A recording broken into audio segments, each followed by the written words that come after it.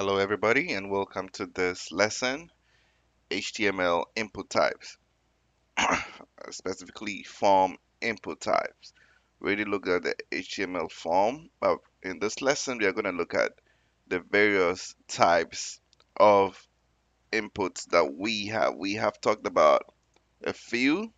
The format is the input, and then you have the type, and then the value, the attribute type, and then the value, which is going to specify what type of input that we are looking for. So in this lesson, we are just going to be looking at the ones that we did not really talk about, and those some of them we talked about the button, the checkbox. We didn't really look at the color, the date, date time, local. We're going to be looking at email file, hidden image, month, and then we're going to be looking at the password. We talked about the radio, but we might look at it again. The range, the research, the search, the submit, the tell, the text, the time, the URL, and the week. So we're going to be looking at all this now. So I'm just gonna have this as my template. I have my HTML block. And in the form, I already have a couple of the ones we'll be talking about, which is the input type text, input type, submit, right? So if I refresh this, we already talked about this, and then we have the input type equals submit. So we're gonna be adding to this that we already talked about in the previous lesson. So the next thing we're gonna look at will be uh, the password, right? So let us create one for password. So what I'm gonna do is I'm gonna just copy this line and then paste it, or maybe copy both lines because they go together. I'm gonna copy both, paste it here, and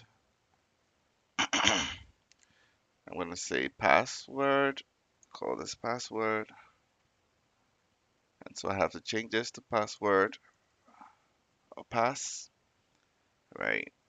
And what I'm looking for is the password.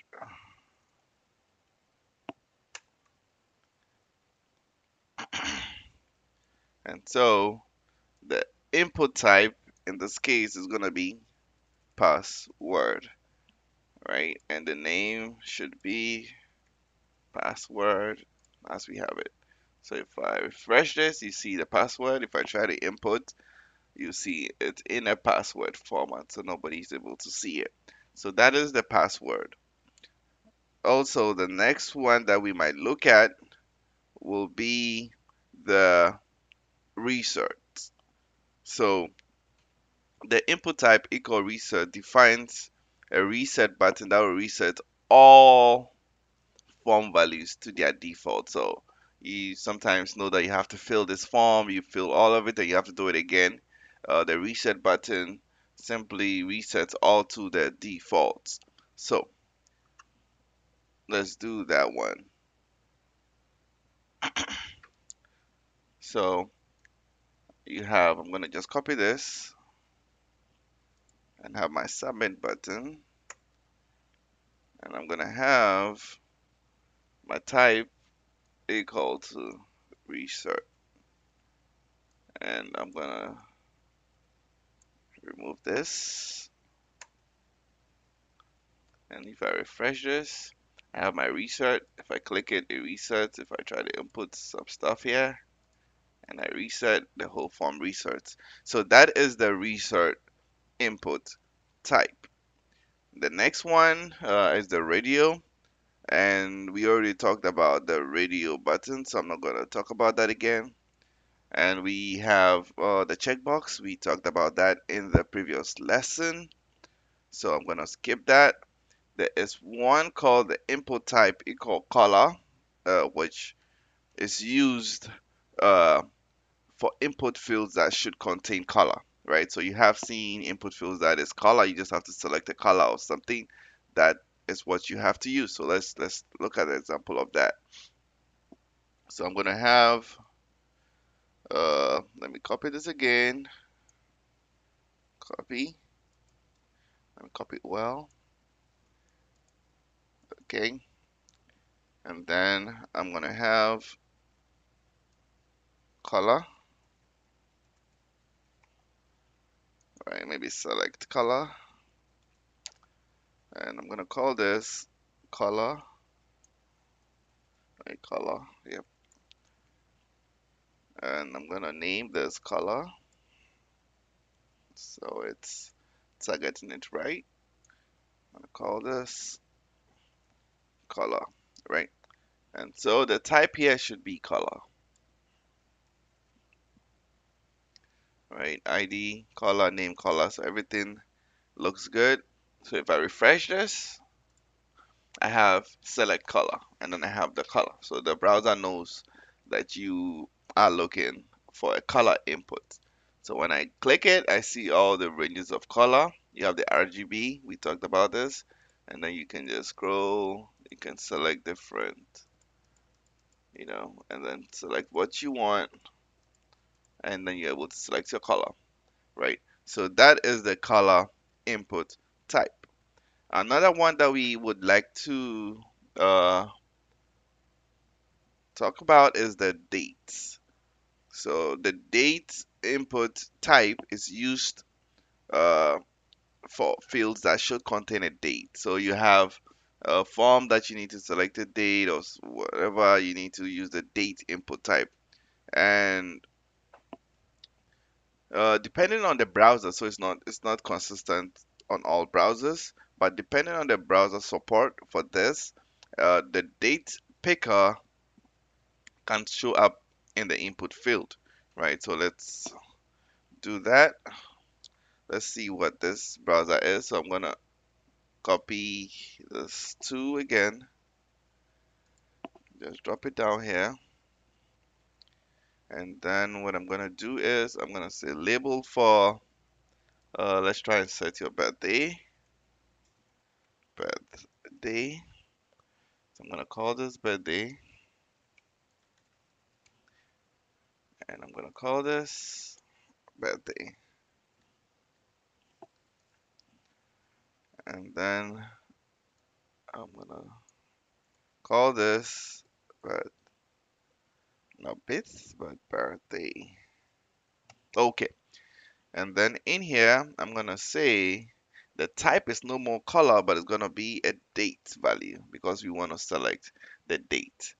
So looks good. If I refresh this, I see birthday and I have this, right? So you can decide to just put 01 1990. That makes me really old. Or you can have the date picker that gives you the same functionality. So depending on your browser support, you can have this date picker that we have here, right? And you can just say today or something. So this is the input type birthday. Oh, sorry for input type for the date, right? We can also adjust. Say you don't want to give them you don't want to give them flexibility. You want to adjust the date to a specific range. We can do that.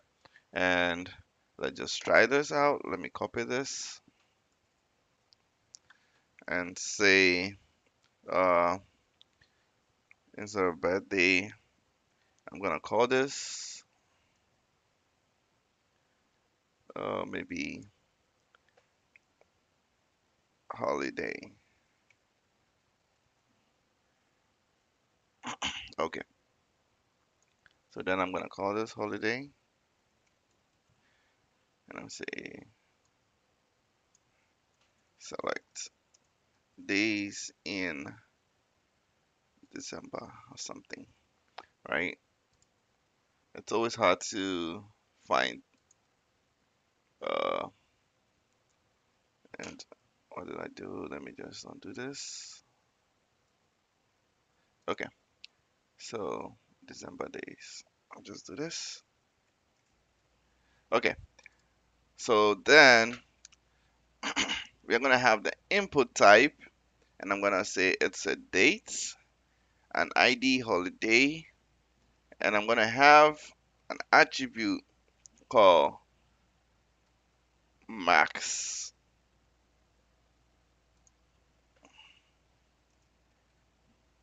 right? I'm gonna call this max, and I'm gonna say uh 2021 12 31st, right? And then so I might call this enter. Okay, so I'm gonna just copy this whole thing again,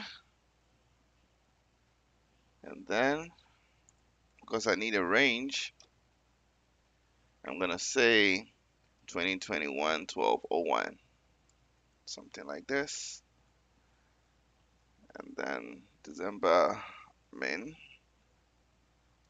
December max, right? And so I'm gonna call this uh let's just say December max, so it's consistent.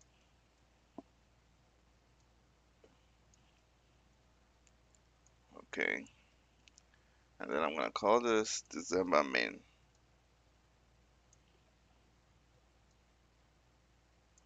Okay, so then I need to have this as the ID and that as the name.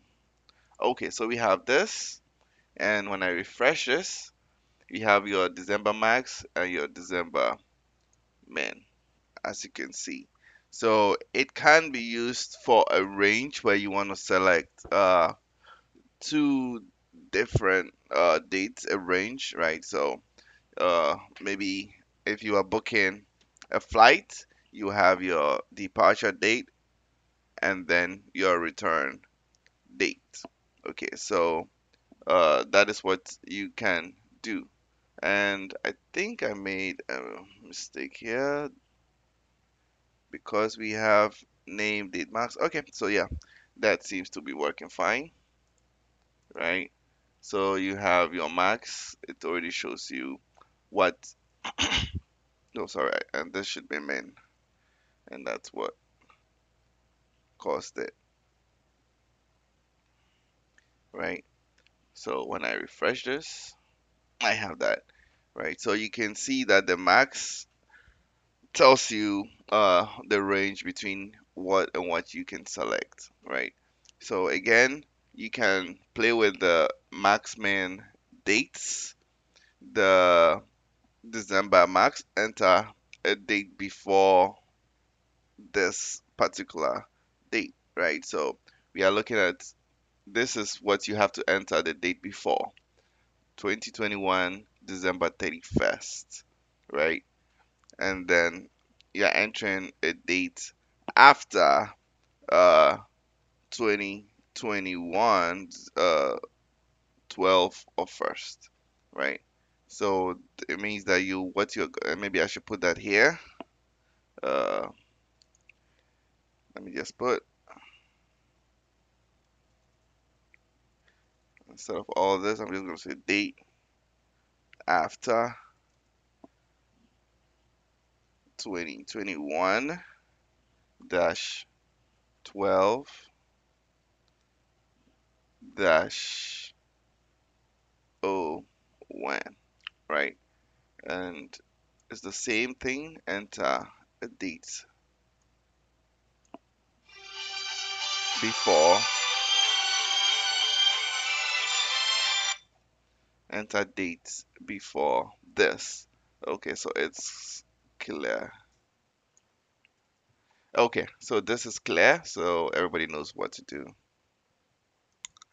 Just to rehash, you can see here that the date uh is before December 20. So you cannot go above December 20, uh December 31st, right? So you kind of like constrict the date to a max date, right?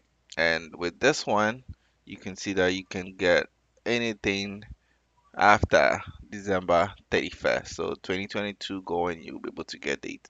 So that is what that does here. So the next one that I want us to look at is the date time local, and this specifies a date and a time input field, right? So, or with no time zone. So let's take an example. And so I'm just gonna create, and maybe I should copy again because that's so much faster. I'm gonna copy this too. So this is gonna be, okay, let's say Christmas, uh, let's say birthday time, right? So I'm gonna ID this to be what? Birthday time. And then I'm gonna say birthday, and I'm gonna put dates and time. Assuming you know it, the exact time, but I'm just gonna put that in there. And so the input type here is not gonna be date, but it's gonna be date time. And you have an option for local time, right? And so you have your ID and then the name. I like to keep it the same name, be the time. And then that's it. We don't have man here, so I'm just gonna remove it. And then I'm gonna refresh this. So here you can put the birthday and then the time, right? So it gives you both options. And this browser supports the date picker and time picker, so I'm able to pick the date and the time. Well, if your browser doesn't support the date picker, time picker, you can just manually input the values. So that is what this input type is.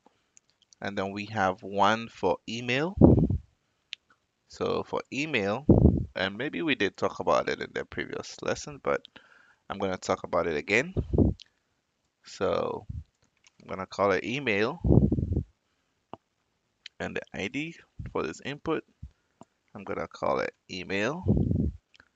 The type here is an email type, right? And I'm going to name this input email, right? So I'm just going to say email for the label. So just show me email.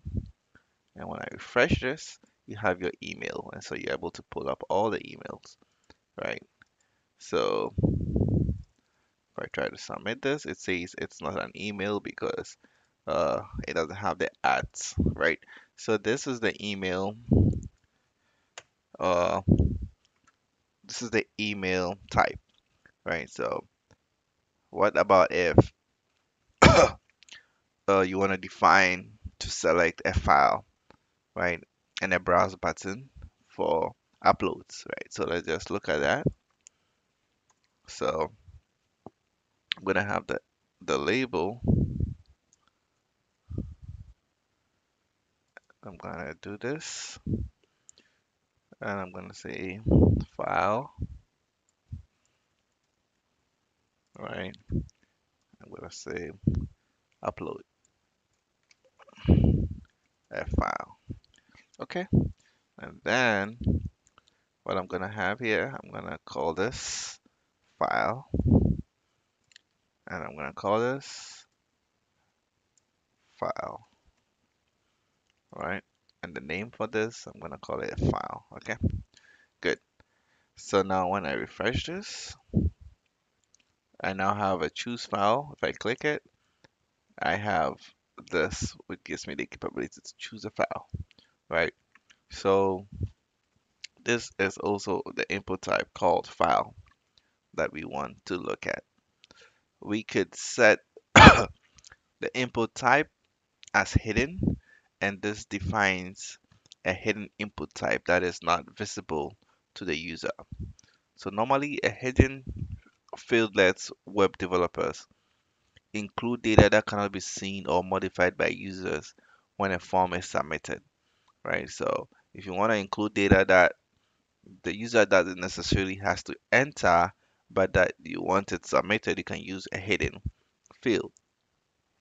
And this, I can say for sure that most people use it to store what database records uh, that needs to be updated when the form is submitted, right? So if your database need a record that needs to be updated when the form is submitted, you can always have it as a hidden field. So let's just see how that is done. I'm just gonna create uh, an input type, and then I'm gonna call the type as hidden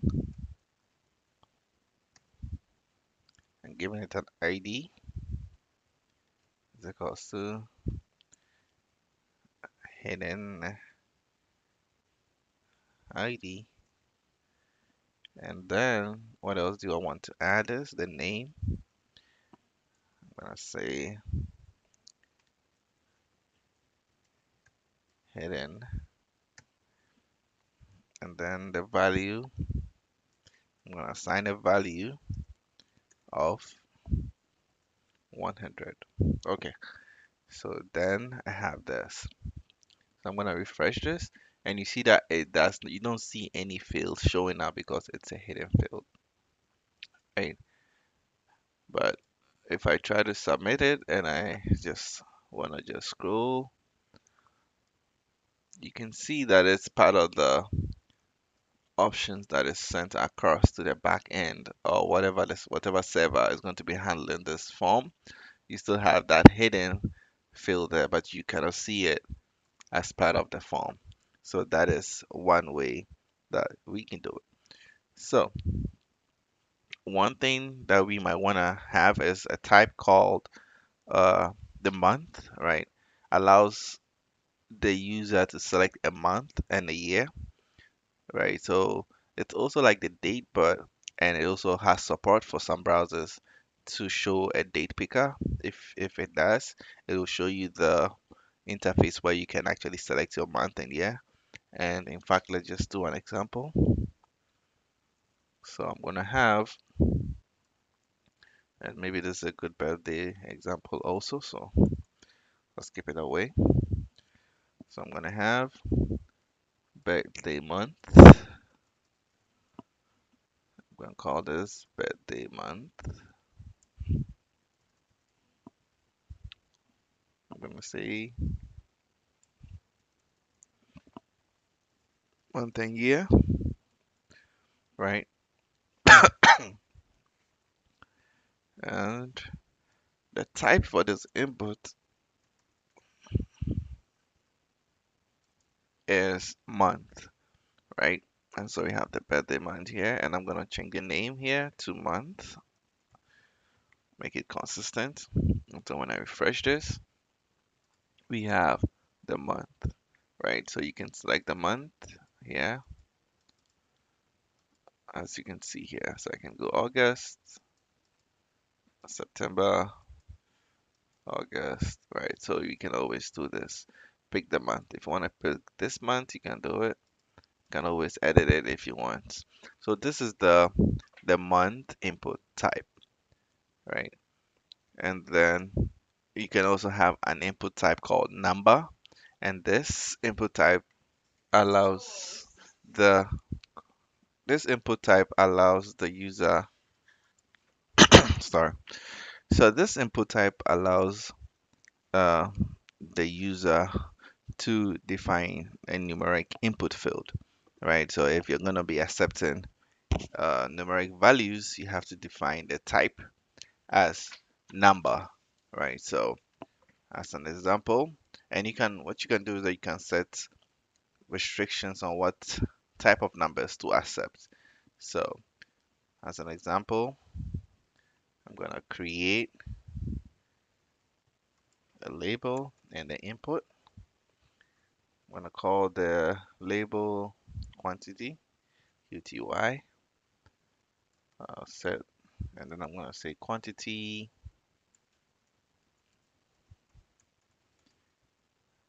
between 1 and 5, right? And then in this input type, I'm gonna specify the input type to be number because we want a number input, and I'm gonna call this ID QTY because that's how we refer to it in the label, the for attribute. And I'm gonna call this quantity QTY. And then in here, I could set a main attribute to 1 because I want it between 1 and 5. So I'm gonna set a main 1 and I'm gonna set a max as what? 5. So it's gonna be between 1 and 5. So when I refresh this now, quantity between 1 and 5, if I put in the 12 and I try to submit it, it says value must be less or equal to 5. So then I have to put in for something between, right? So if I try to submit, it's gonna submit. So that is the number. And then you can have input restrictions, right? So you can have a couple of input restrictions. Uh, you can have the checked, which which means that the input field should be pre-selected when the page loads. You can disable an input. You can find, we talked about the max, we talked about the min, we talked about the max length, we talked about size. I don't think we talked about, but there are so many input restrictions that you can have in there. The value is also a restriction, right? You want to restrict the value to a default value when it's loaded. So we can have all of that, right? So we have another type called the range, and the range defines a control for entering a number whose exact value is important, like a slider bar, right? So like a range between 0 and 100, right? How you can set these restrictions on what numbers are settable. You can use the min, the max, like we used in previously, and then the step attribute, right? So we can always use the range, and then you can set what your main value is and what your max value is, right? So that is the input type called range. It acts more like the number, right? But it gives you that flexibility also. And we also have the input type search, right, which is used for search fields, right? Search fields behave more like regular text field, but it helps you to search, right? So you can have that kind of search field. And then we have the type called tell, and I'm just going through because we are out of time and I just want to just talk a little bit about the other types that we are not really gonna code, but I just want to mention. So we have an input type called tell, and it's used for fields that should contain a telephone number, right? So you can have uh, uh, you can actually set a pattern, right? So and we can take a look at that, but it's just having the type called tell and setting a pattern for your calls, for your phone number, right? So that is the input type called tell. And then we have input type called time, which it's like the date, but this one only allows you to select time with no time zone. And like again, if your browser supports it, it gives you a time picker, which is a neat, nifty feature, right? For most of the modern browsers. So you can have that type also. And then you have the input type called URL, and the URL helps you to type in URLs and stuff. So Depending on your browser, the URL field can be automatically validated when submitted. So it's a cool feature for modern browsers to have, right? And then you can also type uh, in the week, right? So we have an input type called week, which allows users to select a week and a year, right? So you can select a week by having an input type called week, right? So these are, and I think I went way above our time limit, but we kind of talked about a lot of input types which you can use in your regular code or your regular HTML code. So thank you for watching. See you in the next lesson. Bye.